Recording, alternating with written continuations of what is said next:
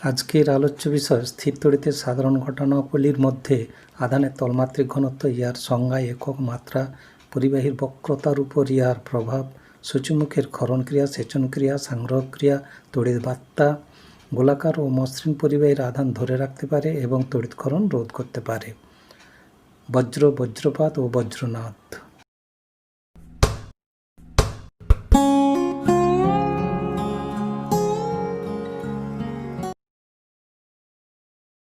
পরিবাহীর বাইরের পৃষ্ঠে আধান সমভাবে বণ্টিত হয়। তা সেই আধান বাইরের পৃষ্ঠে প্রতি একক ক্ষেত্রফলে যতখানি সঞ্চিত হয় সেটাকেই বলা হবে তলমাত্রিক ঘনত্ব। যদি পরিবাহীর বাইরের ক্ষেত্রফল এ হয়, বহির্পৃষ্ঠে যদি মোট আধান কিউ হয়, তাহলে এ ক্ষেত্রফলে কিউ আধান আছে, তাহলে একক ক্ষেত্রফলে কত থাকবে? কিউ বাই এ। এটাকেই বলা হবে তলমাত্রিক ঘনত্ব সিগমা প্রতি একক ক্ষেত্রফলে যে আধান থাকে। এই গেল এর ডেফিনেশন। এবার এখান থেকেই আমরা ফর্মুলা থেকেই আমরা এককটা বলতে পারি। এর একক সিজিএসে হবে এসইউ পার সেন্টিমিটার স্কোয়ার, বা এসইউকে বলা হয় statcoulomb per centimetre square,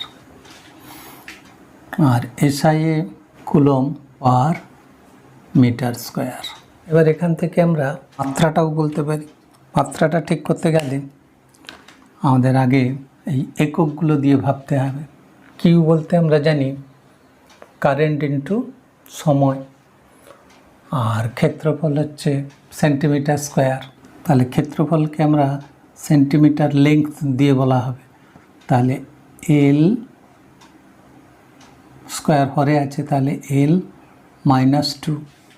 Q হচ্ছে কারেন্ট ইন্টু সময়, তাহলে কারেন্ট আই, আর সময় হচ্ছে টি। এটাই হলো আধানের তলমাত্রিক ঘনত্বের মাত্রা। আধানের তলমাত্রিক ঘনত্বের উপর পরিবাহীর বক্রতার প্রভাবটা আমরা সিগমা সমান কি জানি? কিউ বাই এ। এবার যদি এটাকে একটা গোলকের ক্ষেত্রে ধরা হয় এবং তার ব্যাসার্ধটা যদি আর হয়, তাহলে হবে কিউ বাই গোলকের ক্ষেত্রফল বাইরের পৃষ্ঠের 4 πr স্কোয়ার। তাহলে বক্রতা ব্যাসার্ধ হচ্ছে আর গোলকের, তার মানে আমরা বলতে পারি সিগমাটা বক্রতা ব্যাসার্ধের বর্গের ব্যস্তানুপাতিক। মানে বক্রতা ব্যাসার্ধটা যদি দ্বিগুণ হয় তাহলে তলমাত্রিক ঘনত্বটা তার 1/4 হয়ে যাবে, মানে দ্রুত হারে কমতে থাকবে।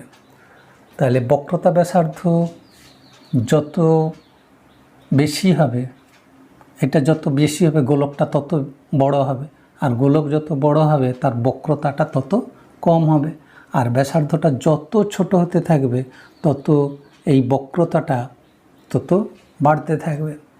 এখানে আমরা বিভিন্ন আকৃতির পরিবাহী দেখানো হচ্ছে যে ক্রমশ এই দিকটা বক্রতা বাড়তে আছে।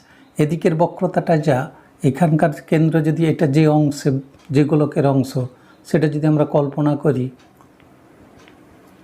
তাহলে তার ব্যাসার্ধটা যতটা, এখানে যদি আমরা এই বক্রতার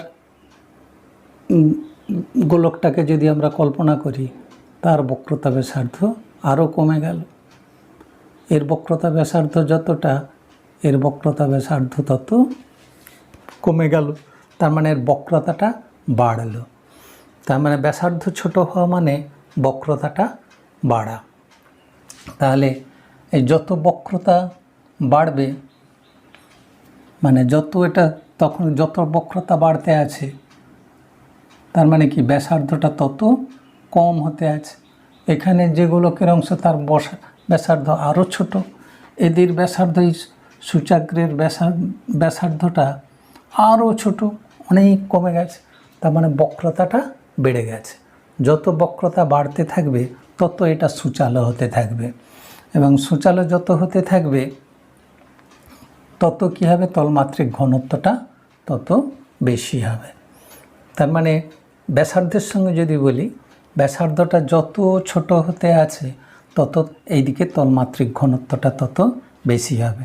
তার মানে এই যে পরপর সূচালো হতে আছে, ক্রমশ বক্রতা ব্যাসার্ধটা কমতে আছে, যত কমতে আছে এই জায়গাটায় আধান সঞ্চয়ের বা তলমাত্রিক ঘনত্বটা তত কী হবে, বেশি হতে থাকবে। এবার তলমাত্রিক ঘনত্বটাকে বোঝানোর জন্য আমরা একটা কাল্পনিক রেখা দিয়ে বোঝাবো, কারণ অ্যাকচুয়ালি বহিঃপৃষ্ঠেই থাকে। আমরা বোঝানোর সুবিধার্থে আমরা কি করব, এটাকে একটা রেখা দ্বারা প্রকাশ করব। এই যদি গোলক হয় তার সুষমভাবে চারদিকে বণ্টিত হবে, প্রতিটা বিন্দুতে তলমাত্রিক ঘনত্ব সমান, মানে প্রতিটা বিন্দুতে প্রতি একক ক্ষেত্রফলে একই পরিমাণ কী হবে, আধান সঞ্চিত হবে। সুতরাং এই টানা রেখা থেকে গোলকের বহিঃপৃষ্ঠ থেকে আধানের পরিমাণটা, দূরত্বটা সব জায়গায় একই হবে। এটা আমরা কেবল বোঝানোর জন্য আঁকছি, কিন্তু আধান এই তলের উপরেই থাকবে। সুষমভাবে বণ্টিত হচ্ছে না অসমভাবে বণ্টিত হচ্ছে সেটা বোঝানোর জন্যই আমরা এই নীল রেখা দ্বারা, কাটা কাটা রেখা দ্বারা দেখানো হচ্ছে।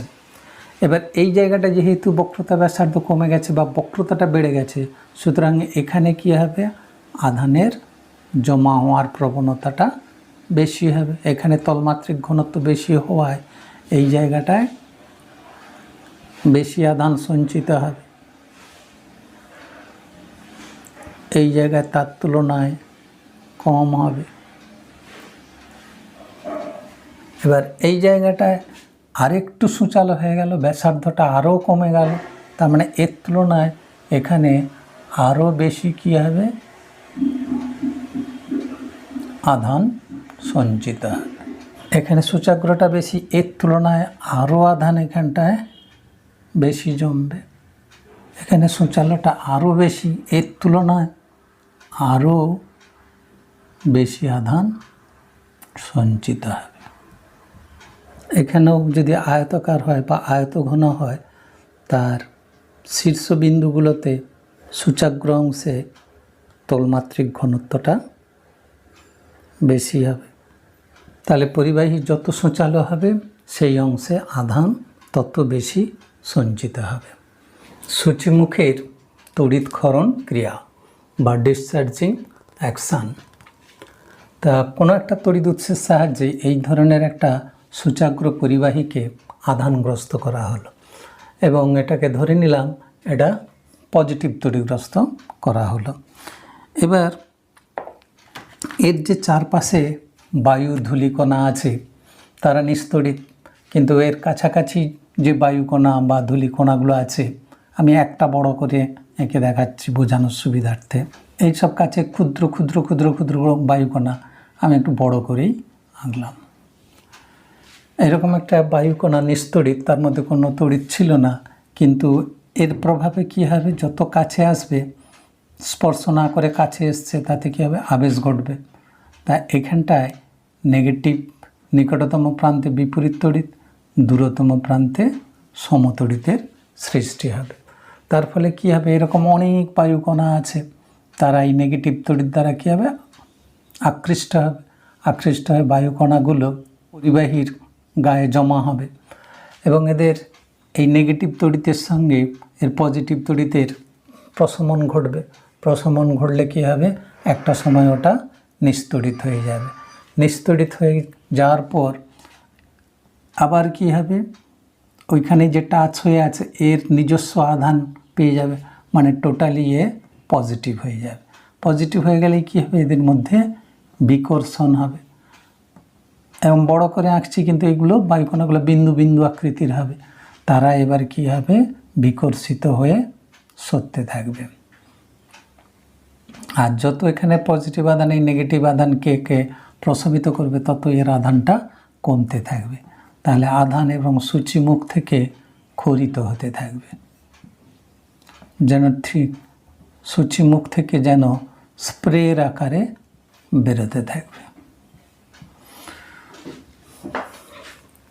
তাহলে এই যে প্রশমিত করার জন্য এখানে কিছু পজিটিভ আধান কমে যাচ্ছে, এই পজিটিভ তড়িৎগ্রস্ত বায়ুকণাগুলো দূরে বিকর্ষণের প্রভাবে দূরে চলে যাচ্ছে, তত এর কী হবে, আধানটা কমতে থাকবে।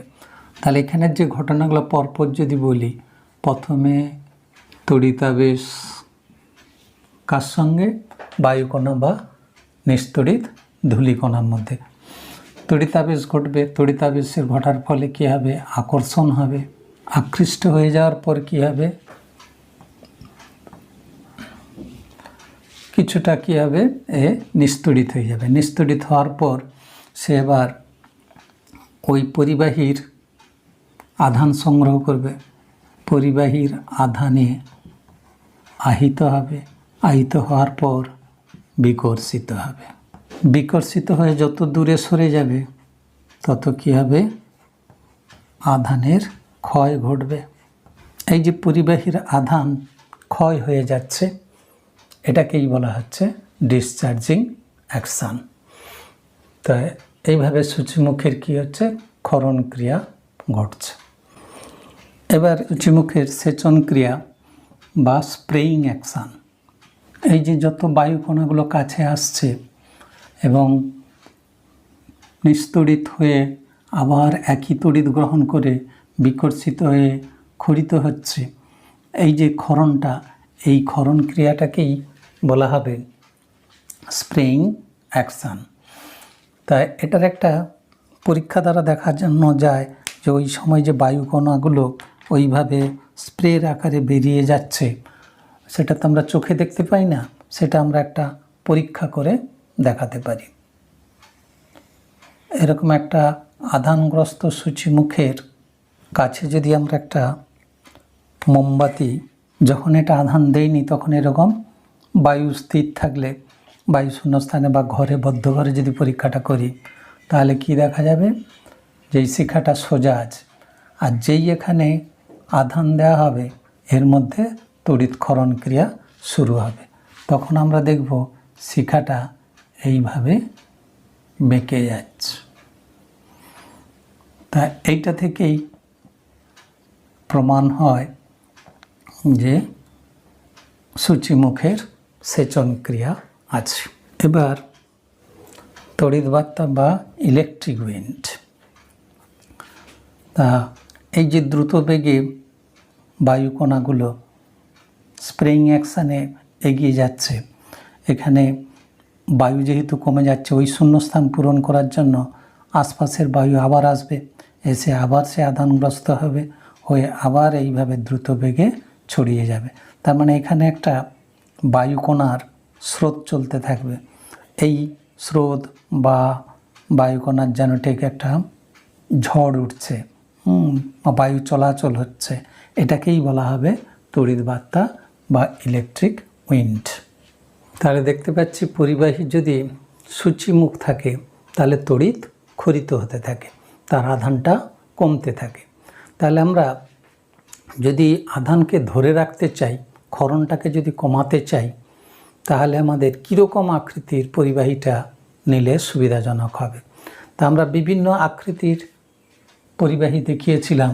যেসব আকৃতি এই সূচাগ্র থাকবে, সেখান থেকে কী হবে, সেই সব আকৃতির পরিবাহী থেকে সহজেই তড়িৎ ক্ষরণ হতে থাকবে। তা কেবলমাত্র আমরা দেখলাম গোলকের ক্ষেত্রে কোনো সূচিমুখ নেই, তাতে কী হবে, আধানটা সুষমভাবে বণ্টিত হবে এবং ক্ষরণ হবে না, তড়িৎটাকে ধরে রাখতে পারবে। এবারের উপরিতলের প্রকৃতির উপরেও নির্ভর করবে। এই পরিবাহী পৃষ্ঠে যদি মসৃণ না হয়, একটু আধটু যদি খসখসে হয়, তার খসখসে মানেই তার প্রকৃতিতে একটু আধটু সূচাগ্র থাকবেই, অমসৃণ হলেই একটু সূচাগ্র থাকবেই। যদিও বাদ থেকে মনে হবে যে ওটা সমতল সুন্দর আছে গোলক, কিন্তু তার যদি মসৃণ না হয় তাহলে তার যে ছোট ছোট সূচাগ্র আছে সেখান থেকেও তড়িৎ ক্ষরণ হতে থাকবে। তাহলে তড়িৎকে ধরে রাখতে গেলে শুধু গোলকাকৃতির পরিবাহী নিলে হবে না, তার সঙ্গে তার উপরটা খুব পালিশ করা হওয়া চাই, মসৃণ হওয়া চাই।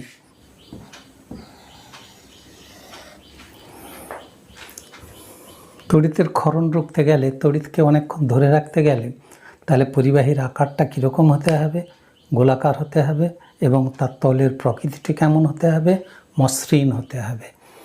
সূচিমুখের যেমন ক্ষরণ ক্রিয়া আছে, সূচিমুখে সেরকম সংগ্রহ ক্রিয়াও আছে। তা এই দুটো ক্রিয়াকে একসঙ্গে মিলে আমরা সূচিমুখের সংগ্রহ ক্রিয়া দেখতে পাব। যখনই এটা অনাহিত একটা সূচিমুখের পরিবাহীকে স্বর্ণপত্র তড়িৎ বীক্ষণ যন্ত্রের ওপর এইভাবে রাখা হলো এবং সূচিমুখের সামনে একটা পজিটিভ তড়িৎগ্রস্ত পরিবাহী রাখা হলো। যেই কাছে রাখা হবে সঙ্গে সঙ্গে এখানে কী হবে? সঙ্গে সঙ্গে এখানে আবেশ ঘটবে। আবেশের ফলে নিকটতম প্রান্তে বিপরীত তড়িতের সৃষ্টি হবে আর দূরতম প্রান্তে কী হবে? পজিটিভ তড়িতের সৃষ্টি হবে। আর যেই এটা পজিটিভ তড়িৎ পাবে তখনই কী হবে? ওর বিক্ষেপ হবে, বিস্ফোরণ ঘটবে। এরপরে কী হবে? এই যেহেতু আধান পেয়ে গেল, আধান পেলেই কী হবে? এর এবার ক্ষরণ ক্রিয়া শুরু হবে। বায়ুকণাগুলো আসবে, তাদের মধ্যে আবার আবেশ ঘটবে, সে নিস্তড়িত হবে, হওয়ার পর আবার এর নিজস্ব তড়িৎটাকে নেবে, নেওয়ার পর ওদের বিকর্ষণ হবে। বিকর্ষিত হয়ে কী হবে? তড়িৎ ক্ষরণ শুরু করবে। তাহলে এখানে এবার যেই পরিবাহী হয়ে গেল সঙ্গে সঙ্গে এর ক্ষরণ হওয়া শুরু হবে। সূচিমুখ থেকে নেগেটিভ আধানযুক্ত বায়ুকণা বা ধূলিকণাগুলো কী হবে? বিকর্ষিত হবে, আর এর দ্বারা আবার কী হবে? আকর্ষিত হবে। তা এর নেগেটিভ আধান এর সঙ্গে এসে এখানে ধরি চারটেই চলে এলো। চারটা চলে এলে কী হবে? এই আধানগুলো কী হয়ে যাবে? প্রশমিত হয়ে যাবে। তার মানে এর চারটে পজিটিভ আধান কী হয়ে গেল? কমে গেল। একে যদি আমরা একটু দূরে সরিয়ে নেই, ক্ষরণ ক্রিয়াটা হবে না। এবার আমরা বোঝানোর জন্য এটাকে দূরে সরিয়ে নিলাম কিভাবে সংগ্রহ করছে। এখন এইটাই পরিবাহীটাই কী হয়ে যাবে? টোটালি ধনাত্মক তড়িৎগ্রস্ত হয়ে যাবে। এবং এবার হিসাব করে দেখলে আমাদের উদাহরণ অনুযায়ী এখানে চারটা নেগেটিভ আধান কী হয়েছিল? আবিষ্ট হয়েছিল এবং দূরতম প্রান্তে মুক্ত আধান, ধনাত্মক আধান আবিষ্ট হয়েছিল। যেই আমরা এটাকে ক্ষরণ ক্রিয়ার ফলে কি ওই নেগেটিভ তড়িৎগুলো এর চারটে পজিটিভ তড়িৎকে কী করবে? প্রশমিত করে দেবে। তাহলে এর কটা ছিল?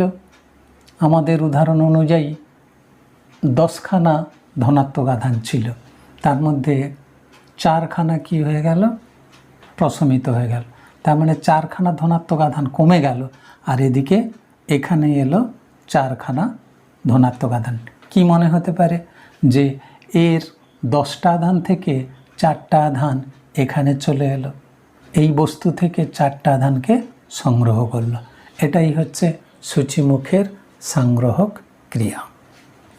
বজ্র বা লাইটনিং,